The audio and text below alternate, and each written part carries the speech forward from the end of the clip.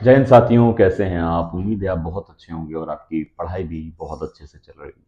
साथियों, एक नया नोटिस जारी किया गया है जिसका आपको पता होगा कि 26 दिसंबर से आपका डीवीपीएसटी उत्तर प्रदेश पुलिस में शुरू होने जा रहा है। तो इसका मतलब ये हुआ कि बहुत जल्द आपको इसके डीवीपीएसटी के साथ साथ इसकी रनिंग भी देखने को मिल सकती है। और जब डीवी होगा, डॉक्यूमेंट वेरिफिकेशन जिसका फुल फॉर्म है, तो इसमें कौन कौन से डॉक्यूमेंट्स आपके पास होने चाहिए, जिसके लिए आपको अभी से तैयारी कर लेनी चाहिए। क्योंकि अगर ये कंपाइल्ड डॉक्यूमेंट्स आपके पास नहीं होंगे तो ये याद रखिए कि इसमें आपको कहीं ना कहीं नुकसान भी हो सकता है।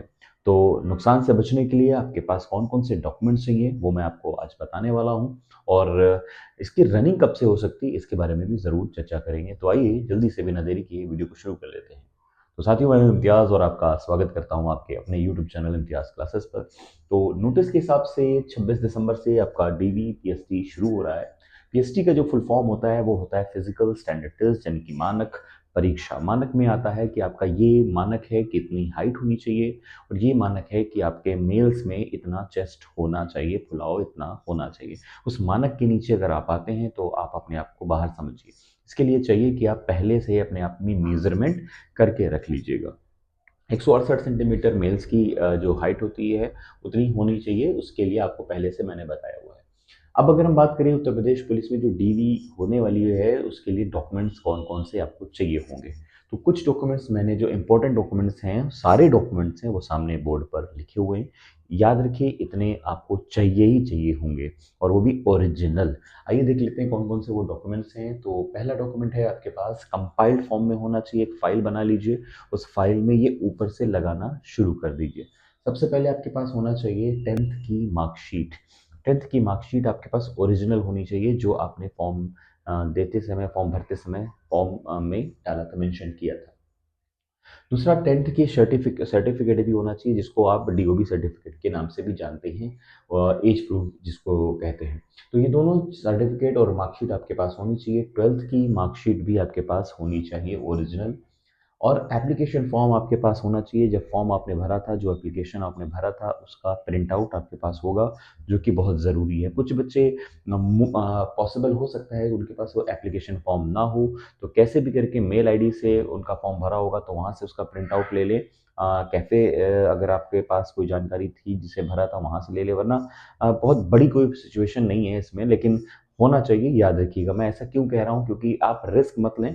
क्योंकि याद रखिएगा कि जो पोस्ट है, जितनी भर्ती है वो 60,244 पोस्ट है, और बच्चों को बुलाया गया है 1,74,000 है। तो करीब 3 गुना बुलाए जाते हैं, है ना। तो 3 गुने में 2 गुने तो बाहर होने हैं, मतलब कितना बाहर होना है, लगभग 1,20,000 बच्चे बाहर होने हैं। 60,000 करीब आने हैं। तो 1,20,000 को कैसे बाहर करेंगे?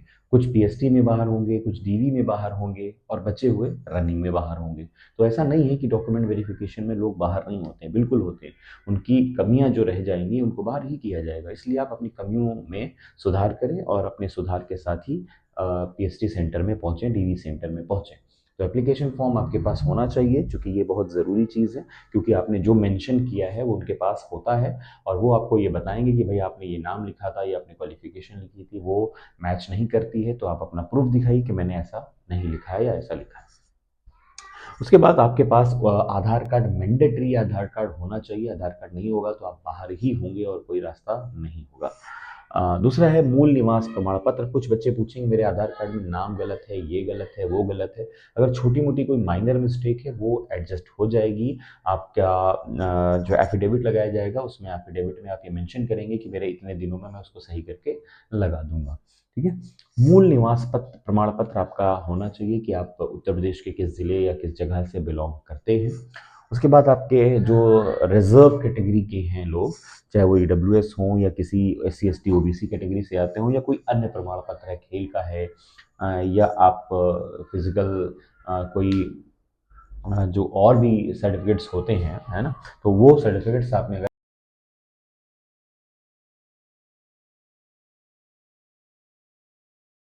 अपने फॉर्म एग्जाम सेंटर में भरा था, मतलब लिया था, जब पहुंचे थे, वो एडमिट कार्ड होना चाहिए। और आपके एडमिट कार्ड पीएसटी के लिए रिलीज किए गए वो आपके पास होने चाहिए।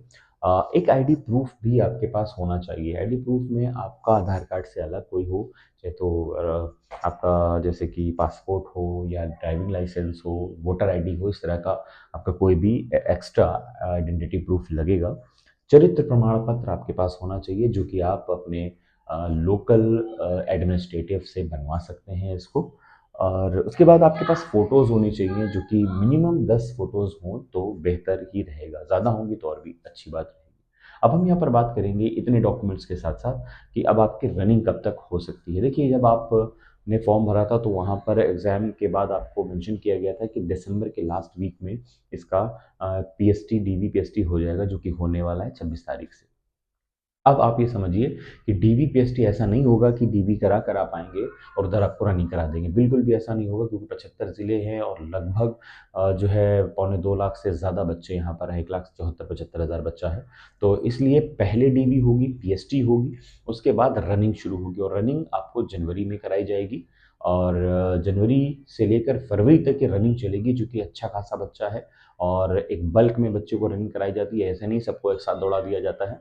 आप मेरे पुराने वीडियोज़ देखेंगे, मैंने आपको रनिंग का तरीका भी बताया, कैसे आप रनिंग कर सकते हैं, और भी दोबारा वीडियो में बता दूँगा मैं। तो ये मान के चलिए, अगर रनिंग में आप में कुछ कमियाँ अभी भी हैं, तो आप अभी भी आसानी से उसको पूरा कर सकते हैं। आपके पास पूरा अभी दिसंबर का लास्ट वीक है, जिसमें 8 दिन 7 दिन बचते हैं। पूरा जनवरी है और जनवरी मान के चलिए लगभग पूरा हो सकता है, तो हम आधा भी मान लेते हैं, तो आधा-आधा या 1 महीना आपके पास यहाँ बनता है। अभी अगर आप लकी होंगे तो जो है आपको फरवरी में चांस मिल सकता है रनिंग के लिए। जो अगर आप अनलकी होंगे तो पहले भी मिल सकता है। लेकिन अगर आप पूरा अपनी रनिंग पहले से कर रहे होंगे और अभी थोड़ी और बढ़िया टाइमिंग ले लेंगे तो और कवर हो जाएगा। टाइमिंग जो आपका ज़्यादा आ रहा हो वो अपने आप कम हो जाएगा। और रनिंग के बाद आपका जो है मार्च से ये मान के रखिए कि आपको मेडिकल के लिए और अपना फाइनल कट ऑफ के लिए आपको जो है तैयार रहना होगा और अप्रैल और मई में ये जॉइनिंग शुरू हो जाएगी और आपको पोस्ट भी मिल जाएगी। तो वीडियो में बस इतना ही। आई होप कि सारी चीज़ें आपको समझ में आ गई होंगी, और अगर कोई भी डाउट हो तो कमेंट बॉक्स में आप कमेंट कर सकते हैं। टेलीग्राम चैनल को ज़रूर ज्वाइन कर लीजिएगा, वहाँ आपको सारी चीज़ें मिल जाएँगी with the link and screenshot. तो इस चैनल को सब्सक्राइब और लाइक शेयर करना बिल्कुल मत भूलिएगा। आज की वीडियो में बस इतना ही, मिलते हैं नेक्स्ट वीडियो में।